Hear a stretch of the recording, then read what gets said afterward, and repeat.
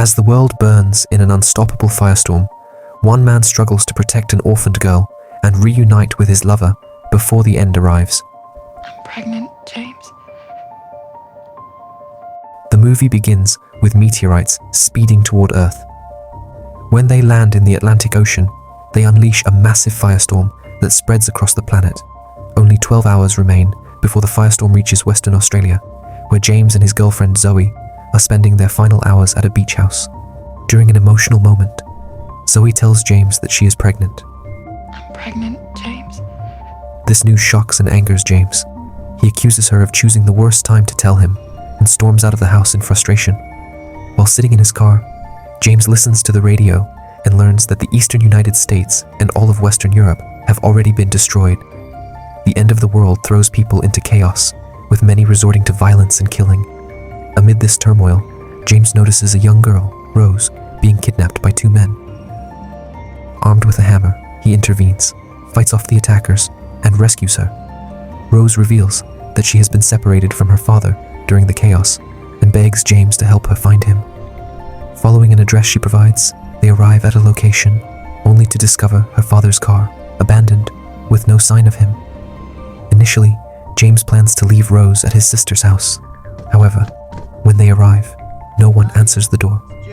Entering through the back, James makes a grim discovery. His sister and her husband have committed suicide in the bathroom. He also finds 3 graves in the backyard, which reveal that his sister's children have also died. With nowhere else to turn, James decides to take Rose to his estranged mother. After walking a long distance, they finally manage to find a taxi and head to her house. Upon arrival, James puts Rose to sleep on a bed to let her rest. His mother asks if he has heard from his sister, but James lies, choosing not to tell her about his sister's death. She mentions visiting his sister's house weeks earlier, but feeling upset because she wasn't allowed to see her grandchildren. James remains determined to help Rose find her father. Before leaving, his mother gives him some gasoline from the garage. In a heartfelt moment, James says a final goodbye to her, holding her hand one last time before departing. As James drives away with Rose, the radio reports that Southeast Asia has been consumed by the firestorm. Only a few hours remain before the firestorm reaches Australia. Eventually, James and Rose arrive at her father's house. Rose is thrilled, believing she will soon reunite with her father. However, after thoroughly searching the house, they find no one there. In the backyard, James discovers that Rose's entire family, including her father, has committed suicide.